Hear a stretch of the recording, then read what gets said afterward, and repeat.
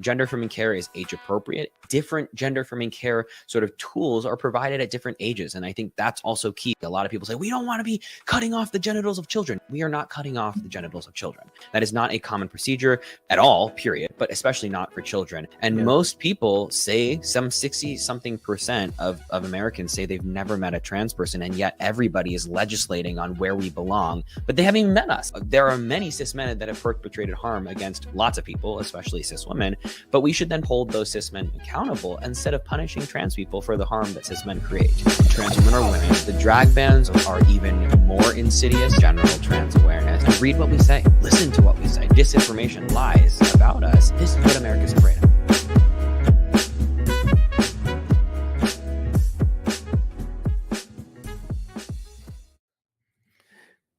Hey guys, everybody in the US should have access to high quality healthcare. However, one group of people in particular is being excluded from accessing healthcare, and that's the transgender community. Trans people face lots of barriers to accessing gender affirming care, including discrimination and lack of insurance coverage. On top of that, a lot of states are passing bills specifically targeting and restricting the access to healthcare for transgender individuals. So let's talk about healthcare and shed some light on what's actually happening here. Okay, so all I can say is, here we go.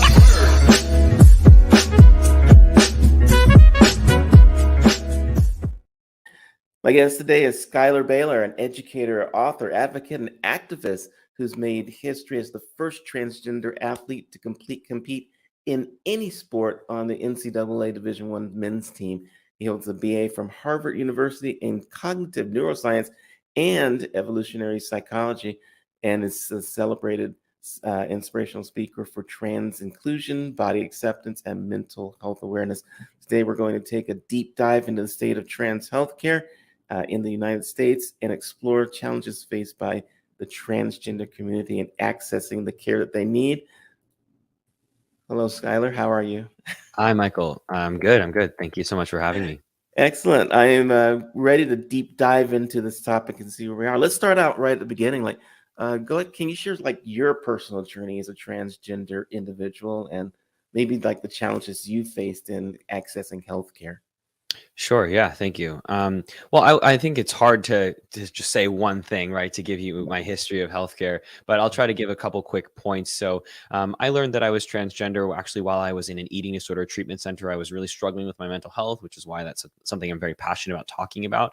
And during that time, I realized I'm transgender, and I realized I also wanted to access gender affirming healthcare, or what some people call transition. And I actually went through a lot of difficulty trying to access that healthcare because many of my providers wouldn't sign off on me being allowed to access that healthcare.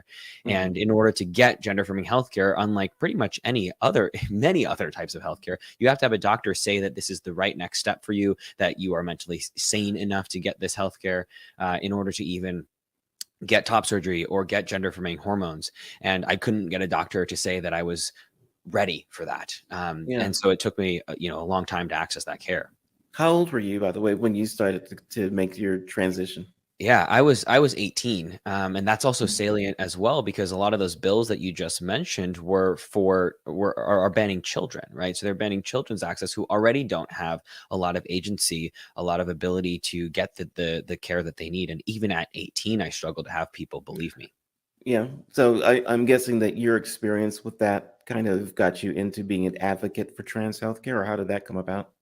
Yeah, I think being advocate came mostly actually out of being an athlete. So I was the first, as you mentioned, first openly transgender athlete on a D1 men's team. And that gave me this platform to talk about my experience as a trans person. And that sort of expanded into talking about healthcare, talking about mental health, talking about body acceptance, just sort of liberation in general. Yeah. And then so, since you are an advocate, what is the most pressing issue you see surrounding trans healthcare? I think it's actually not about trans healthcare. And I think that's what people miss, is we could go in any one of the silos that are being attacked. We could do healthcare, sports, bathrooms, LGBTQ plus content in schools. We could focus on any one of those and say, oh, it's just about fairness in sport, just about protecting children and gender affirming healthcare, whatever. But the reality is it's truly about excising transness from public life and really altogether. And we've had people move from saying, oh, this is about protecting children, protecting women, to now explicitly saying, let's eradicate transgenderism, quote unquote, an incorrect word, but the concept. Let's eradicate trans people from society. And that's a direct quote. So, it's not about healthcare. The central issue is actually an attempt to push out trans people altogether, and along with us, every other marginalized person, right? This actually isn't just about trans people. Even then, you zoom out even further, this is about trying to concentrate power in the hands of people who are not marginalized, in the hands of the people who are cisgender, right? So not trans, white, mostly men, so on.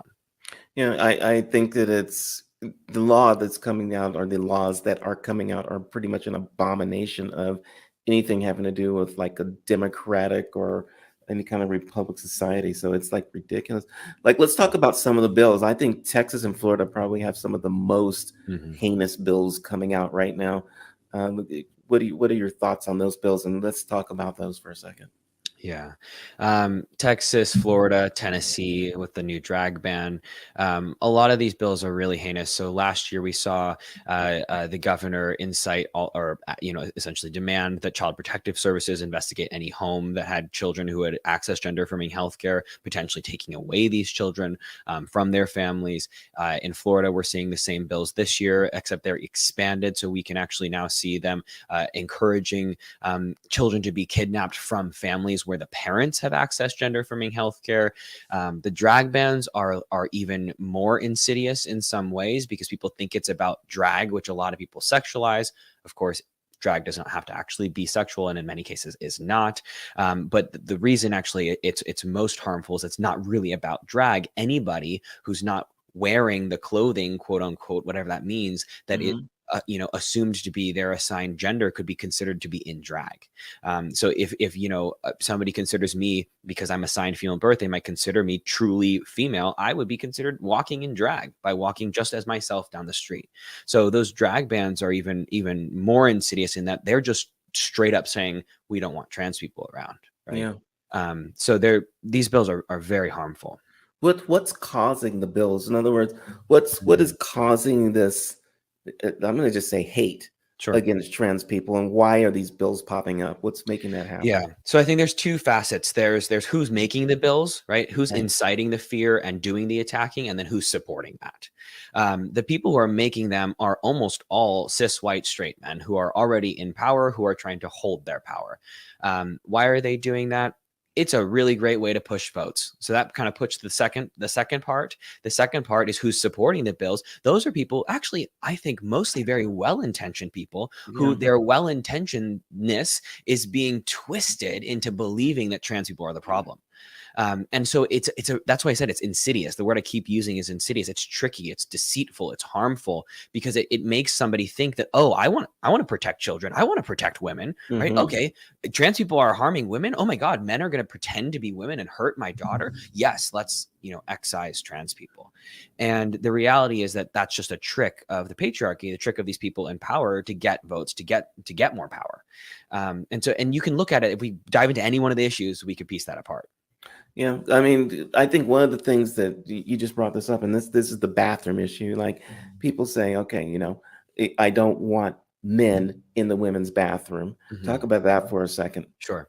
All right. So the first most important thing is, if you don't want men in the bathroom with women, one, trans women are women. We're not talking about men, and that's the first most important thing that we start with is language, and making sure we're starting there. The next part is, if you're afraid of a man, a cis man in this case, right, a non-trans man, if you're afraid of a man pretending to be a woman in order to gain access to the women's bathroom in order to harm women, who are you afraid of? You are afraid of men. Cis men. And right. Cis men specifically. And yes, there are many cis men that have perpetrated harm against lots of people, especially cis women, but we should then punish those cis men, or rather hold those cis men accountable, instead of punishing trans people for the harm that cis men create. And the important part there is, then what's the solution? Teach boys to be better. Let's teach boys about consent. Let's teach boys about accessing their own emotions and not having to demand pleasure from others, right? Or to demand power over others. And I think there's a really important gap that we're missing there that says, oh, let's be, we're afraid of men, so punish trans women who are far more likely to be assaulted in bathrooms than ever to perpetuate assault. The most common person to assault a woman, especially a daughter, a child, is actually men in her family already. Men she Yeah. already knows, even her biological father. So by that logic, we should ban all cis men from all families, and we don't do that, right? Yeah. So it's again, it's fear mongering. It's a tactic that was started in 2000, I think it was like 2012, with the Hero Bill, and it wasn't even about bathrooms. People said, "Oh, I realize that if I subjugate trans people as the problem, then we can get votes, and we can get people to do what we want in the sort of Republican anti-trans rhetoric, instead of believing in this equality, which doesn't harm anybody." Yeah. I think you brought up, like, this is an amazing point. You're right. It's cis men that are causing the problem. But then you've got women in the bathrooms and they see some woman in there that has a penis and they're going like, that's really just a cis man. How do we get that Mm. changed in people's heads? Yeah. So that's a big conversation that I've seen recently. And the first thing is that I think it's very uncommon for trans people to be naked in bathrooms. We are far more afraid of being naked in the bathrooms than anybody is of us. And I can guarantee you that. Like, I don't even need data for that one. Yeah. I'm sure there is some data, but the data is that trans people are more likely to be assaulted in bathrooms than to perpetuate assault. But anyways, that's the first thing, is that it's just not like this whole image of like a woman with a penis walking around the bathroom naked.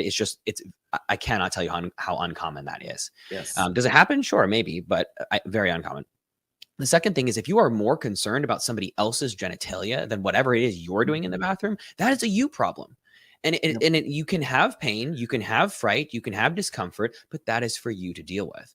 And the best example I can give is that if somebody, let's say a particular type of human, and we could even make it about race, right? A particular race of human has harmed me in my past. I might develop a fear of that kind of person, right? I might develop a fear of all people who look like that person. I might frighten on the street because I see somebody who looks like my assailant.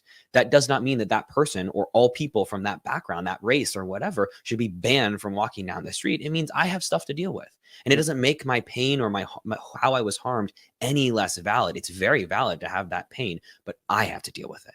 And I don't need to ban other people who look like people who hurt me. I will tell you that living in whatever city you want to live in, just being a Black man walking on the street, you can sometimes see people just, I'm going to cross the street just because of this. And there is a lot of discomfort, hate, and unrest in the country. And Absolutely. yeah, let's go back to kids for a second. Sure. And it's still on this idea of who can transition when. One of the things people talk about with healthcare is kids are too young to make the decisions themselves. And a lot of kids know when they are young that they are trans, they are not cis. When should kids themselves be able to make these decisions, or how does that whole thing play out? That's where.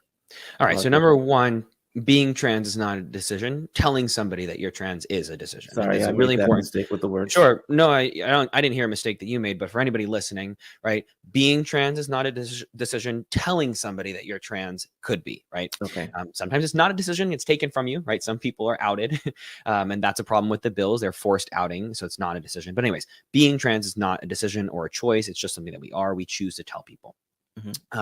When should kids be allowed to make decisions about their transitions or about their gender affirmation journeys? So I'm not a medical expert, but I can parrot what the medical experts have said. And gender affirming care is age appropriate. Different gender affirming care sort of tools are provided at different ages. And I think that's also key. A lot of people say, we don't want to be cutting off the genitals of children. We are not cutting off the genitals of children. That is not a common procedure at all, period, but especially not for children. And children are not getting surgery until maybe they're teens, mostly after 18, because most surgeons will not provide gender affirming surgery specifically before 18 in any state. Doesn't matter where you are. So kids, gender affirming healthcare, when should they get it? At any time. What it constitutes is different at different ages. Does that include, I know there's a lot of people talk about, okay, forget surgery. What about puberty blockers? Yeah. So puberty blockers have been used on cisgender kids who are not trans, for decades without problems, because they're not problematic. And you've probably never seen a whole, 129 anti-puberty blocker brigades around the country that stops cisgender kids with precocious puberty from taking puberty blockers, because there's no problem with them. The only, pushback has come when trans kids have started using them. Puberty Okay. blockers are reversible. You take them out, and natal puberty, the puberty that would happen without them, will ensue. There have been some arguments about, small problems that people think happen because of puberty blockers, but actually recent research has shown that those are actually not a result of the blockers. It's a result of transphobia and not being allowed to participate in sports, not being able Gotcha. to move one's body. If you could actually get in front of any of these senators who are writing these bills Mhm. and presenting them to the public and to their constituents and to their other people, like if you could sit face to face and just have a discussion with them, what would you say? What would you ask them? That's a great question. And the problem with, I mean, what I would want to say is something about, their humanity actually, and asking them to dive a little bit more into who they are, because that's really the problem. Is that a lot of it is repressed, uninvited, unexplored humanity of their own selves that makes Mhm. them think that other people threaten their own humanity. But Yeah. lots of them aren't going to have that conversation with me. That's that's like the problem. I mean, they're not Mhm. having the conversation. It's not out being spoken about. So how do we get people to have those conversations? Sure, we can be on shows like this, but will the people who need to actually watch what you're saying be watching?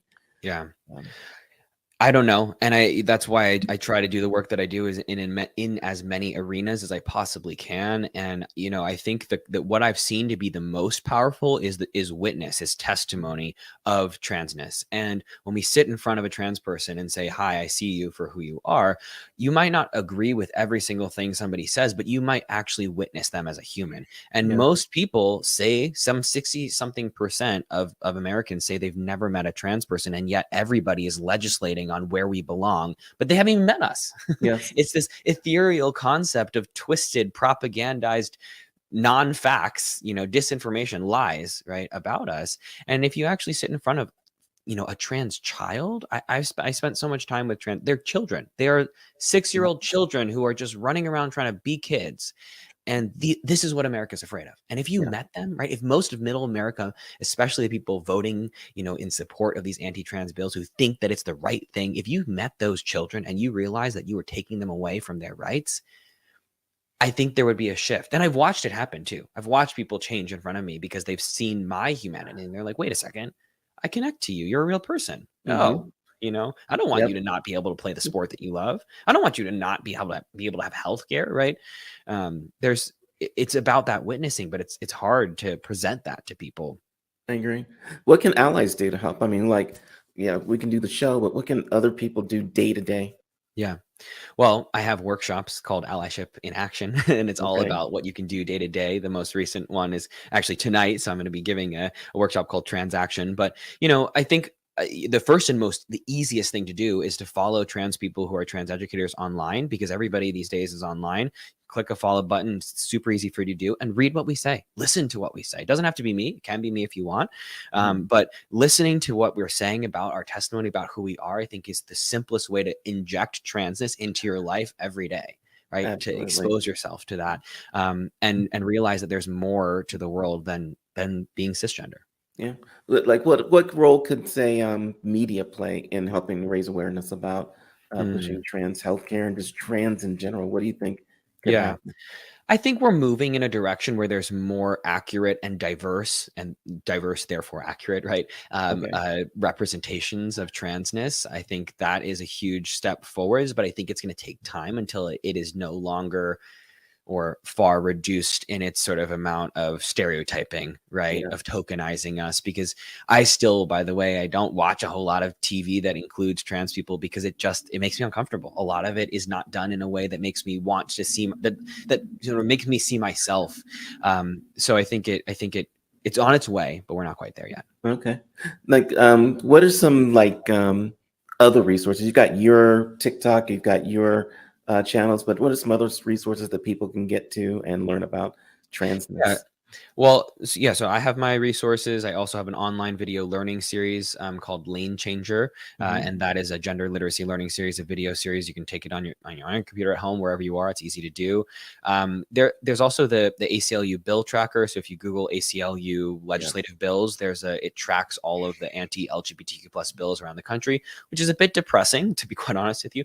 But what you can do, if you would like to take your allyship a step further, is go figure out what bills are in your state and then call the representatives that have the ability to vote on those and tell them to vote no. They're supposed to listen to you. They are supposed to represent you. And we actually do have power. We've seen, I've run campaigns online to help people send emails or make phone calls. And we've actually had bills vetoed by governors that had a lot of input from the public. Yeah. One thing I think people in general need to reassert and relearn is that the fact that we have representatives and not leaders, and that word choice is really disturbing to me. And so when people say, "Oh, I need to call my leaders in Congress," I'm like, no, you need to call your representative in Congress and make them remember that. Yeah, You know. 100%. So I want to do something a little different. We're going to do something I do on the show called This or That. And this or that basically is I'm going to give you a question that's got two choices. You can pick one or the other. You can't pick neither, and you can't pick both. Okay. It comes out to be hard for some people, but we can let you justify your answer if you want to. So, All right. Sounds good. I'm ready.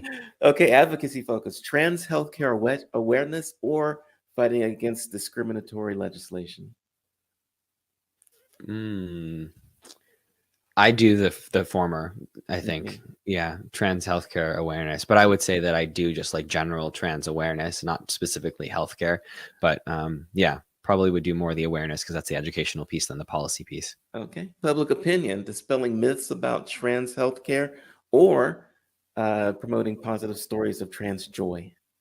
Definitely the former, though the second one is a big passion of mine. But I do the first one far more. Okay, media representation, documentaries on trans issues, or fictional stories featuring trans characters. What do I want more of? Yeah, however you interpret that. Can you say it one more time? Okay, so documentaries on trans issues, Mm. or fictional stories featuring trans characters. Fictional stories is what I want more of. I want us to be in novels and movies and books. The documentaries are great, but I want more of the including transness in everything as opposed to specifically trans docs. Awesome, Caden. Hope you're paying attention to that. Caden's watching right now. Allies in healthcare. Do we want cis medical professionals advocating for trans care, or trans individuals sharing their experiences? Oh darn! I thought you were going to say trans doctors instead. Actually, just go ahead and change it to that, to trans doctors. I want more trans doctors. Okay, more trans doctors. How about funding, government-supported trans healthcare, or private donations and organizations? That's definitely both, but you said I can't say both, so That is a um, both. yeah, Which I one do don't we know. need That more of one's right now? what do we need more of right now? I don't know. I think probably the government one, but I don't know. That one's a tough one. Okay. I think you might be right on the government, but yeah, we've got to get people supporting also, right? We Just need on their people own. supporting also, but I think the people and I think it's great to tax the rich in that case and have the donors be able to donate. But I think the government needs to step up as well, Okay. and the government is more of a systemic change. Yes. Youth support. We got early intervention and guidance, or waiting until adulthood for a medical transition. Definitely early intervention and guidance, because it doesn't mean the kid has to transition. It just means giving them the resources, the language, the access to community. I think it's life-saving to do that earlier. Actually, it's not a think. I know from the research, there's research that supports what I just said. Okay. I got one more, and then I've got an extra question for you. Okay. Okay. Medical training, specialized trans healthcare programs, or incorporating trans health into general medical education. Definitely the latter. The former is important, and I think we should have that too. But incorporating trans healthcare into general medical education is huge. There's so many medical schools that don't have any information about transness, and I think that's really detrimental, not only to trans people but also to cis people, because there's a lot more expansiveness to gender than Yep. people understand. All right. Here's a fun question for you. If you were a superhero, what would your superpower be, and how would you use it to tackle the challenges trans people face in healthcare. Okay. Well, my selfish superpower is that I wish I could breathe underwater. That That's a doesn't help good one. anybody. That only helps me be more peaceful. But if I had a superpower,